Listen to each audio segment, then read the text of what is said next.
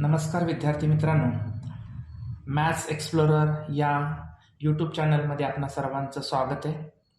आज आपण practice set 1.3 पाहणार आहोत. प्रॅक्टिस सेट 1.3 पाहण्या अगोदर आपणाला डिटर्मिनंट ही कन्सेप्ट समजून घेणं महत्त्वाचे आहे, कारण आपणाला या प्रॅक्टिस सेट 1.3 मध्ये डिटर्मिनंटच्या व्हॅल्यू कशा फाइंड आउट करायच्या, त्याचबरोबर या डिटर्मिनंटच्या व्हॅल्यू क्रॅमर्स रूलने कशा फाइंड आउट करायच्या, अशा दोन मेथड्स आपल्याला आज पाहायचेत. तेव्हा first of all, determinants are represented by capital letters. It means when we have write any one example, for example a is equal to in determinant sign AB and CD. Okay, आता या एक्झाम्पलमध्ये हे जे काही उभ्या दोन standing line आहेत, या दोन स्टँडिंग लाईनच्या मध्ये ज्या काही व्हॅल्यू दिल्या जातात, या व्हॅल्यूज काढण्यासाठी म्हणजे जी व्हॅल्यू आपल्याला फाइंड आउट करायची आहे त्यालाच आपण डिटर्मिनंट व्हॅल्यू असे म्हणत असतो.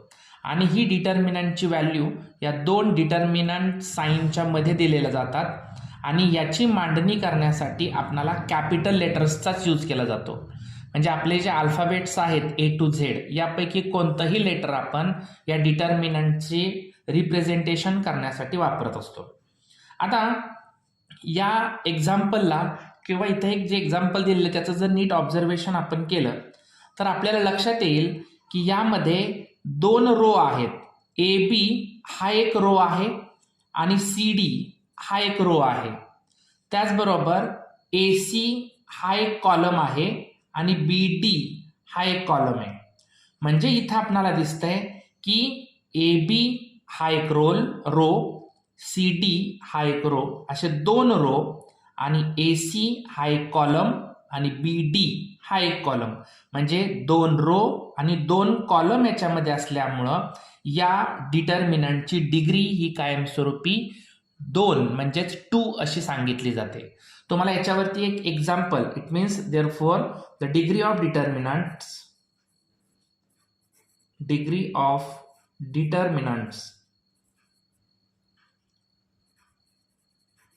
इज 2. ह्याच्यावरती तुम्हाला एक मल्टिपल ऑब्जेक्टिव्ह कोणतं तयार होऊ शकतं, dot dot is the degree of determinant. म्हणजे इथं तुम्हाला 2 हे आन्सर लिहावं लागणार आहे. नेहमी लक्षात ठेवा, डिटर्मिनंटची डिग्री ही 2 असते. ओके, ही एक गोष्ट झाली. यानंतर आपण या डिटर्मिनंटशी रिलेटेड असणाऱ्या व्हॅल्यू ज्यावेळेस फाइंड आउट करायला घेऊ त्यावेळेस आपणाला आणखी डिटेल्स ह्याची माहिती समजणार आहे. चला तर आपण आता ह्याच्याशी रिलेटेड असणारे जे सॉल्व एक्झाम्पल्स आहेत, हे सॉल्व एक्झाम्पल्स आपण पाहूयात. बघा, for example, find the value of the following determinants. डिटर्मिनंट्सलाच आपण निश्चयक असे म्हणत असतो. बघा, काय म्हणतात मराठीतून याला, निश्चयक. Find the value of the following determinants. तर पहिले एक्झाम्पल काय दिले, A is equal to in determinant sign 5 and 7 and 3 and 9. आता डिटर्मिनंटच्या व्हॅल्यू फाइंड आउट करत असताना इथं महत्वाचं म्हणजे इथं क्रॉस मल्टिपल केलं जाते आणि क्रॉस मल्टिपल करून त्यांच्यामध्ये सबट्रॅक्शन केलं जातं. म्हणजेच काय, 5 into 9 minus 3 into 7 यांना bracket टाकायचंय. 5 into 9 minus 3 into 7. So 5 9s are 45 minus 7 3s are 21. So 45 minus 21, 24. So this is the value of given determinant. ही झाली या दिलेल्या डिटर्मिनंटची value. Okay, then second one, n is the determinant sign -8 and 2 -3 and 4. So इथं सुद्धा आपणाला -8 into 4 -3 into 2 cross multiple करायचं आहे. आता 8 4 जा 32 आणि मल्टिपलमध्ये एका साईनला जर मायनस साईन असेल तर -32 मायनस 3 2 जा 6 -6. So next minus minus plus होणार. So 32 plus 6. So plus minus minus 32 minus 6 26. 26 आणि ग्रेटर साइन कोणता आहे minus. So the value of determinant is -26. Then next one. आता या प्रकारच्या एक्झाम्पलमध्ये थोडंसं स्टुडंट्सला थोडं डिफिकल्टीज जाणवते की रूट साईन मधील व्हॅल्यू दिलेली आहे, मग इथं थोडंसं आणखी काय करायचं, थोडीशी शंका निर्माण होत असतील की आता करायचं काय नेमकं. परंतु काही नाही, कसल्याही प्रकारचं उदाहरण असू देत, मग ते रूट साईन मध्ये असू देत किंवा रॅशनल नंबर मध्ये असू देत, सोडवण्यासाठी काही नाही, ठरलेली जी मेथड आहे क्रॉस मल्टिपल करायचा तीच वापरायची. आता इथं पहा, आपणाला root sign √3 into 3 √3 2 √3 into 3 √3 subtract 9 into 2. Okay. So आता इथं रूट साईनच्या बाहेर असणाऱ्या ज्या दोन संख्या आहेत 2 and 3, 3 2 जा 6. आणि एक लक्षात ठेवा, ज्यावेळेस तुम्हाला अशा प्रकारच्या रूट साईन मधील इक्वल व्हॅल्यू म्हणजे समान व्हॅल्यू ज्यावेळेस दिसतात त्यावेळेस त्यांचं कॅल्क्युलेशन हे नेहमी तीच संख्या मिळते. म्हणजे √3 इंटू √3 ही 3 येते. पण ते कसं येतं ते दाखवतो. √3 इंटू √3 यांचा जर आपण इंडेक्स फॉर्म केला तर आपल्याला माहिती आहे 3चा अंडररूट असेल तर त्याचा इंडेक्स होतो हाफ, इंटू या अंडररूटचा सुद्धा हाफ होणार. म्हणजेच हाफ हाफ असे दोघांचेही इंडेक्स होणार. आणि आपल्या इंडेक्सच्या रूलनुसार काय, ज्यावेळेस दोन संख्यांचे बेस समान असतात आणि दोघांमध्ये जर मल्टिप्लिकेशन असेल तर त्यांच्या इंडेक्समध्ये ॲडिशन होतं. म्हणजेच 3 1 प्लस 1/2 प्लस 1/2. सो 3. आता इथं दोघांचाही डिनॉमिनेटर इक्वल आहे. सो कॉमन डिनॉमिनेटर लिहिला 1 + 1 2. सो 2 1 जा 2. म्हणजेच 3चा 1 म्हणजेच किती आन्सर येणार 3. म्हणून आपल्याला इथं √3 इंटू √3 व्हॅल्यू काय मिळणार 3. मायनस 9 2 जा 18. 6 3 जा 18 मायनस 18 इज इक्वल टू 0. म्हणजे आपल्याला या डिटर्मिनंटची व्हॅल्यू काय मिळाली 0 मिळाली. हे लक्षात ठेवा. हे आपण घातांकाचे जे रूल आहेत इंडेक्सचे रूल्स हे आपण स्टँडर्ड 8 मध्ये स्टडी केलेले आहेत, त्यानुसार हे सॉल्व्ह केलेले आहे. ओके. याचा स्क्रीनशॉट घ्यायचा आहे. ओके. सो नेक्स्ट आपणाला पाहायचं आता की ह्या डिटर्मिनंटच्याच व्हॅल्यू आपण क्रॅमर्स रूलने कशा काढायच्या. क्रॅमर्स हे एक मॅथमॅटिशियन आहेत, त्यांनी ही मेथड शोधून काढली.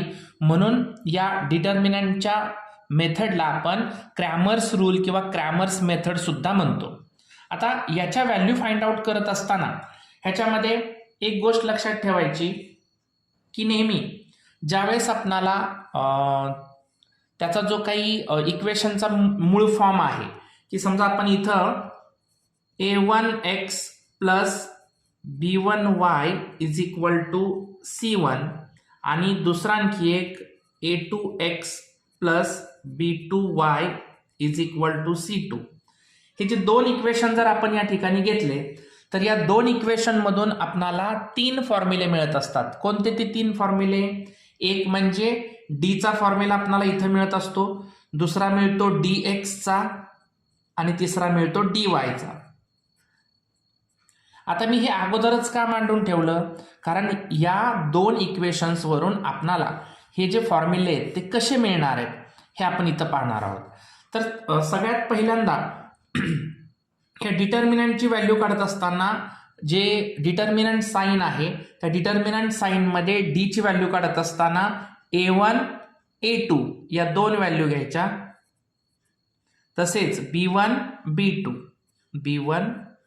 B2 अशी झाली डी ची व्हॅल्यू. या फॉर्म्युल्याने आपल्याला सॉल्व्ह करायची. आणि डिटर्मिनंटच्या व्हॅल्यू कशा फाइंड आउट करायच्या हे तर आपण आता लास्टच्या एक्झाम्पल्समध्ये पाहिलंच. तसंच आता dx ची व्हॅल्यू फाइंड आउट करण्यासाठी फॉर्म्युला आहे तर C1 C2 and B1 B2 हा फॉर्म्युला झाला dx चा. बघा परत एकदा, डिटर्मिनंटसाठी A1 A2 B1 B2 या 4 व्हॅल्यू घ्यायचे आणि इकडं dx साठी C1 C2 B1 B2 या 4. त्यानंतर आता dy ची व्हॅल्यू फाइंड आउट करण्यासाठी आपल्याला कोणता फॉर्म्युला घ्यायचा आहे तर डिटर्मिनंट साइन मध्ये again A1 A2 C1 C2 असे हे 3 फॉर्म्युले आपल्याला determinant of x and determinant of y या 3 व्हॅल्यू फाइंड आउट करण्यासाठी या 3 फॉर्म्युलांचा वापर आपल्याला करायचा आहे. आणि नंतर ज्यावेळेस आपण याचे सोल्युशन्स फाइंड आउट करतो, म्हणजे जर इथं व्हेरिएबल x आणि y वापरले असतील तर x या व्हेरिएबलसाठी आपण फॉर्म्युला कोणता वापरणार तर dx अपॉन d आणि y या व्हेरिएबलचे सोल्युशन फाइंड आउट करण्यासाठी dy अपॉन d असे हे एकूण 5 फॉर्म्युले आपल्याला या क्रॅमर्स रूलने ज्यावेळेस आपण सायमल्टेनियस इक्वेशन सॉल्व्ह करणार आहोत त्यावेळेस या 5 फॉर्म्युलांचा वापर आपल्याला करायचा आहे. आता याच्या पूर्वीचे जे काही म्हणजे हे फॉर्म्युले आले कसे हे समजून घेण्यासाठी म्हणजे ते काही तुम्हाला एक्झाम्पलला विचारलं जात नाहीत तर हेच फॉर्म्युले आपल्याला इथं विचारले जातात. त्यामुळे हे सगळे फॉर्म्युले तुम्ही पाठ करायचे. तर बघा, या फॉर्म्युलांचा स्क्रीनशॉट घ्यायचा आहे आणि मग आपण याच्याशी रिलेटेड असणारे जे सॉल्व्ह एक्झाम्पल आहेत ते सॉल्व्ह एक्झाम्पल आता पाहणार आहोत. ठीक आहे. यानंतर आता या क्रॅमर्स रूल्सशी रिलेटेड असणारे सॉल्व्ह एक्झाम्पलमध्ये पहिलंच एक्झाम्पल आपल्याला दिलेलं आहे. Solve the following simultaneous equations using the Cramer's rule. आता जो मी सांगितले जे फॉर्म्युले त्याच फॉर्म्युलांचा यूज करून आपल्याला हे दोन्ही सायमल्टेनियस इक्वेशन सॉल्व्ह करायचे. आता सायमल्टेनियस इक्वेशन म्हणजे काय हे आपण प्रॅक्टिस सेट 1.1 मध्ये पाहिलेले आहे. सायमल्टेनियस इक्वेशन म्हणजे एकाच वेळी जर 2 लिनियर इक्वेशन्स वापरलेले असतील तर त्याला सायमल्टेनियस इक्वेशन असे म्हणतात. चला तर आता आपण हे सॉल्व्ह करूया. आता हे एक्झाम्पल सॉल्व्ह करण्या अगोदर दोन्ही इक्वेशन हे ax plus by is equal to c या फॉर्ममध्ये आहेत का पहिले आपण चेक करून घ्यायचं. बघा, ax a फॉर हा कोइफिशियंट 5 आहे तो x व्हेरिएबल वापरलाय. by म्हणजेच 3 हा कोइफिशियंट आणि y हा व्हेरिएबल इज इक्वल टू -11 म्हणजे c. इथंही तसंच 2x plus 4y is equal to -10 म्हणजे हे दोन्ही इक्वेशन आपल्याला already ax plus by is equal to c या फॉर्ममध्ये दिलेले आहेत. आता आपण याची पहिली मांडणी करून घ्यायची. 5x plus 3y is equal to -11 and second one 2x plus 4y is equal to -10. आता तुम्हाला समजण्यासाठी मी सुरुवातीला इथं आपणाला A1 A2 B1 B2 आणि C1 C2 ह्या ज्या काही फॉर्म्युल्यातल्या कोइफिशियंटच्या व्हॅल्यू आहेत त्या समजण्यासाठी इथं मी तुम्हाला ह्या पहिल्या एक्झाम्पलसाठी तसं मांडून देतो. प्रत्येक वेळेस ते मांडायची गरज नाही. आता इथं x या व्हेरिएबलला असणाऱ्या ही जी व्हॅल्यू आहे त्याला म्हणायचं A1. इथं ह्या x व्हेरिएबल सोबत असणाऱ्या याला म्हणायचं A2.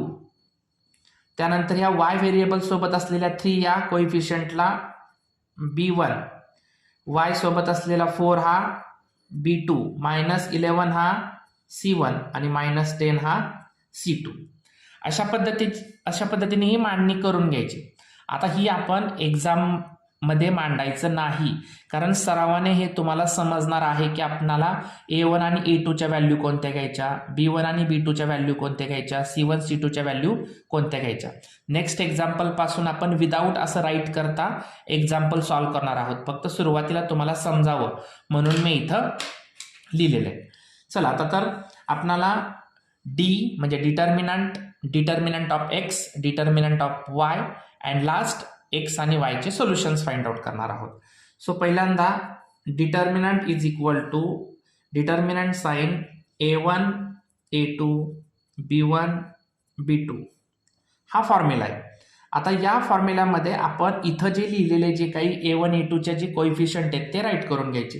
A1चा आहे 5, A2चा आहे 2, B1चा आहे 3 आणि B2चा आहे 4. त्याच्यासोबत त्यांचे साईन सुद्धा घ्यायचे. ऑलरेडी इथं दोघांनाही प्लस साईन असल्यामुळे मी इथं घेतलेले नाही.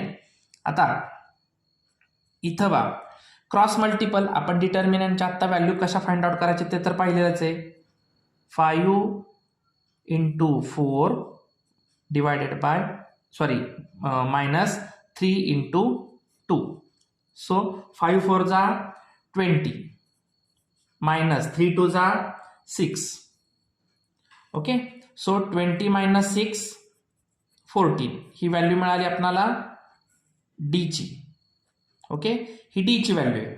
यानंतर आपल्याला काढायचं आता dx ची व्हॅल्यू. आता dx साठी आपण फॉर्म्युला काय लिहिला होता तर C1 C2 B1 B2. आता या फॉर्म्युल्यांमध्ये किमती टाकूयात.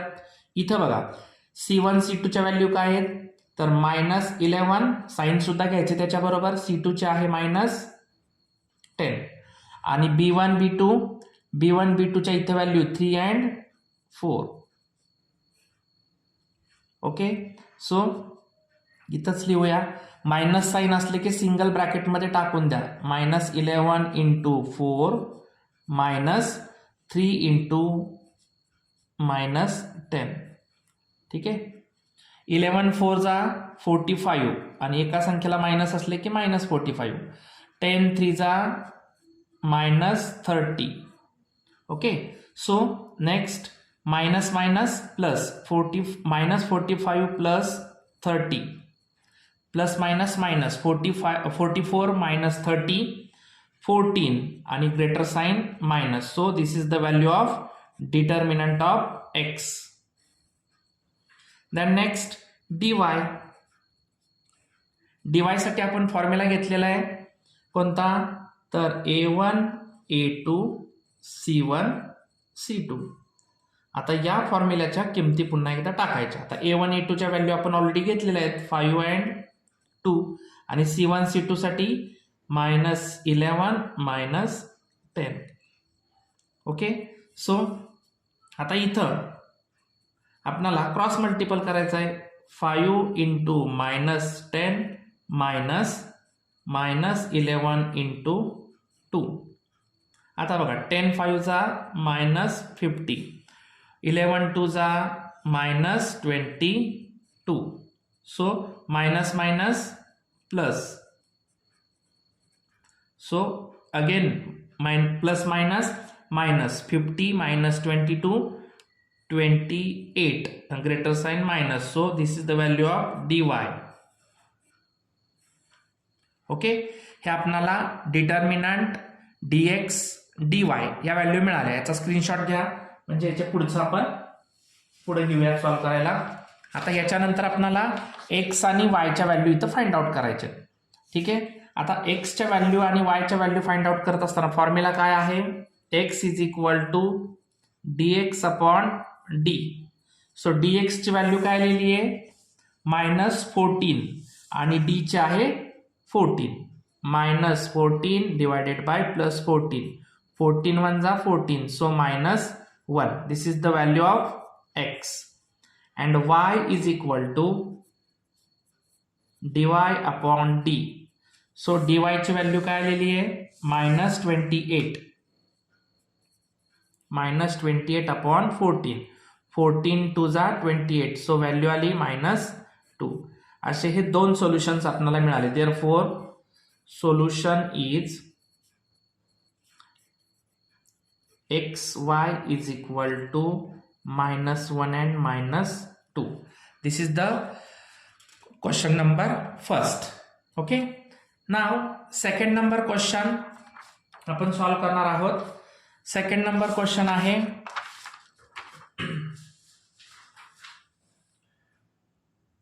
आपल्याला ऍक्टिव्हिटीच्या फॉर्म मध्ये दिलेला आहे. सेकंड नंबर क्वेश्चन बघा, ऍक्टिव्हिटी फॉर्म मध्ये दिलेला जो सेकंड नंबर क्वेश्चन आहे या सेकंड नंबर क्वेश्चन मध्ये आपल्याला फिल इन द ब्लँक्सच्या स्वरूपात मध्ये दिलेला क्वेश्चन आहे हा. बुकमध्ये पेज नंबर 14 वरती ही ऍक्टिव्हिटी तुम्हाला दिलेली आहे. सो क्वेश्चन आहे to solve the simultaneous equation by determinant method fill in the blanks. Fill in the ब्लँक्सच्या स्वरूपामध्ये आपल्याला हे क्वेश्चन सॉल्व करायचे. सो पहिला आहे y plus 2x minus 19 is equal to 0, 2x minus 3y plus 3 is equal to 0. आता सगळ्यात महत्वाचं, first of all you have to observe that both the equations are in the form of ax plus by is equal to c or not. If it is not in the form of ax plus by is equal to c, then we have first of all convert this equation into ax plus by is equal to c. So ax plus by is equal to c. So पहिले equation बघा, 2x plus 2x आहे असा लिहिला, हे y आहे असं plus, म्हणजे सरळ करून घ्यायचं इक्वेशन. हे -19 अपोजिट बाजूला गेल्यावर प्लस झालं. इथं बघा 2x मायनस 3y आणि हे +3 जे आहे ते अपोजिट बाजूला जाऊन मायनस झाले. असे हे दोन इक्वेशन्स आपल्याला मिळाले. आता त्यांचं आपण जसं लास्ट टाइम बघितलं, आता इथं मी a1 a2 b1 b2 c1 c2 असं लिहिणार नाही. आता तुम्हाला पहिल्या एक्झाम्पल वरून लक्षात येईल की आपल्याला या डिटर्मिनंटच्या व्हॅल्यू कशा घ्यायच्या. आता आपल्याला फॉर्म्युला तर माहिती आहे. डिटर्मिनंटचा फॉर्म्युला आहे a1 upon a2 b1 upon नाही a1 a2 b1 b2. So a1 ची व्हॅल्यू आहे 2, इथं b1 ची आहे +1, कोणताच कोइफिशियंट नसतो त्यावेळेस +1. आता यांचा cross multiple 2 into -3 and 2 into 1. So 3 2 जा -6, 2 1 जा 2. सो मायनस मायनस प्लस, 6 + 2 8 आणि greater sign minus. This is the first value of determinant -8. Then dx. इथं आता c1 c2 b1 b2, c1 ची व्हॅल्यू आहे 19, सो c2 ची आहे -3, b1 ची आहे +1, b2 ची आहे -3. So 19 into -3 and 1 into -3. So 19 3 जा 57 minus 57, 3 1 जा 3 -3. सो इथं प्लस मायनस मायनस प्लस झालं आणि इथं पुन्हा मायनस प्लस मायनस होणार. 57 - 3 54 आणि ग्रेटर साइन मायनस. आता dy चा फॉर्म्युला आपण सांगितला होता की a1 a2 c1 c2. So a1 ची व्हॅल्यू आहे 2, इथं c1 19 आणि c2 -3. सो इथं 2 इंटू -3 अँड 19 इंटू 2. सो 3 2 जा -6, 19 2 जा 38. Okay, so minus minus plus 38 + 6 44 आणि ग्रेटर साइन मायनस आहे -44. आता याच व्हॅल्यू आपल्याला इथं जे सोल्युशन फाइंड आउट करायचे आहेत, x is equal to dx upon d, त्याच्यामध्ये आपण व्हॅल्यू टाकूया. dx ची व्हॅल्यू आहे -54 आणि d ची व्हॅल्यू आहे -8. So minus minus cancel, 8. आता इथं आपणाला 54 अपॉन 8 दिलेले आहे. सो आता इथं डायरेक्ट डिवाइड होत नाही, तर आपण 2 ने डिवाइड करूया. इथं 27 2 जा 54 अँड 4 2 जा 8. सो इथं आन्सर मिळालेला आहे 27 अपॉन 4. ओके, आणि इथं वायचं तसंच, dy ची व्हॅल्यू काय आहे -44, d ची व्हॅल्यू आहे -8. अगेन मायनस मायनस कॅन्सल, इथं 4 ने डिवाइड होतोय. 4 1 जा 1, 4 1 जा 1, 4 1 जा 4, 4 1 जा 4. सो 4 2 जा 8. सो व्हॅल्यू मिळालेली आहे 11 अपॉन 2. सो इथं सोल्युशन काय मिळाले, तर 27 अपॉन 4 आणि 11 अपॉन 2. इथं बॉक्स छोटा झालाय, ऍडजस्ट करून घ्या. स्क्रीनशॉट घ्या याचा. This is the activity number first. Then next activity second आहे. ॲक्टिव्हिटी सेकंड आपणाला त्याच्या नेक्स्ट पेजवरती बुकमध्ये दिलेले आहे, पेज नंबर 15. सो आता हे दोन्ही इक्वेशन पहिल्यांदा आपण ax plus by plus c फॉर्ममध्ये राईट करून घ्यायचे. ऑलरेडी ते आहेत, परंतु आपण त्याची मांडणी सरळ करून घ्यायची. ax minus 2y is equal to 3 and 2x plus y is equal to 16. Okay, so आता इथं पहिल्यांदा आपल्याला d ची व्हॅल्यू काढायची आहे. a1 a2 b1 b2. आता इथं a1 ची व्हॅल्यू आहे 3, b1 a2 ची आहे 2, a3 and 2. इथं b1 b2 -2 प्लस 1. ठीक आहे. आता इथं क्रॉस मल्टिपल करायचा. 3 इंटू 1 मायनस 2 इंटू 2. सो 3 1 जा 3 मायनस 2 2 जा 4 minus 4. So minus minus plus. So sorry 4. So 3 plus 4 7. So value काय मिळाली डी ची? प्लस 7. Next dx. dx चा फॉर्म्युला आहे c1 c2 b1 b2. आता याच्या व्हॅल्यू टाकायचे. c1 c2 आहे 3 and 16, b1 b2 -2 and 1. So cross multiple 3 into 1 minus 2 into 16. So 3 1 जा 3 minus 16 2 जा minus 32.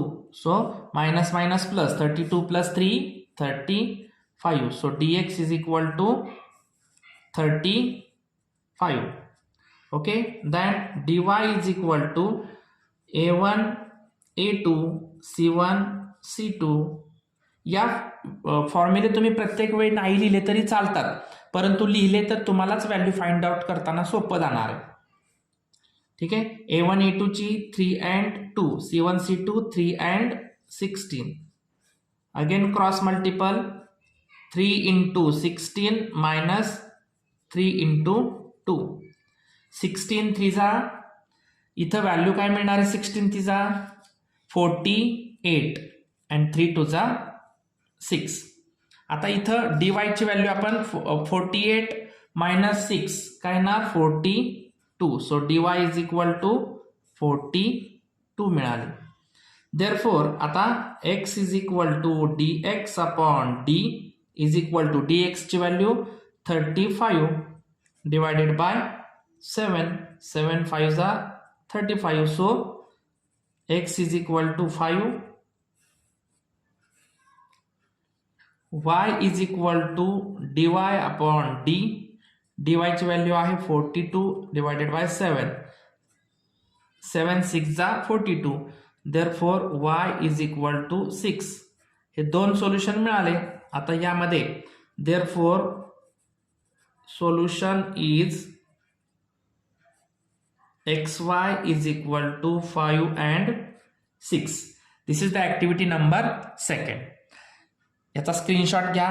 असे हे सॉल्व एक्झाम्पल आपण डिटर्मिनंट व्हॅल्यू फाइंड आउट करण्यासाठी आपण क्रॅमर्स रूल सुद्धा यामध्ये पाहिलेला आहे. या चॅनलवरती आपण जर नवीन असाल तर या चॅनलला लाईक करायचंय, सबस्क्राईब करायचंय आणि बाजूच्या बेल आयकॉनवरती क्लिक करायचंय, म्हणजे जेणेकरून तुम्हाला सर्व मॅथ्स रिलेटेड व्हिडिओज मिळून जातील. धन्यवाद.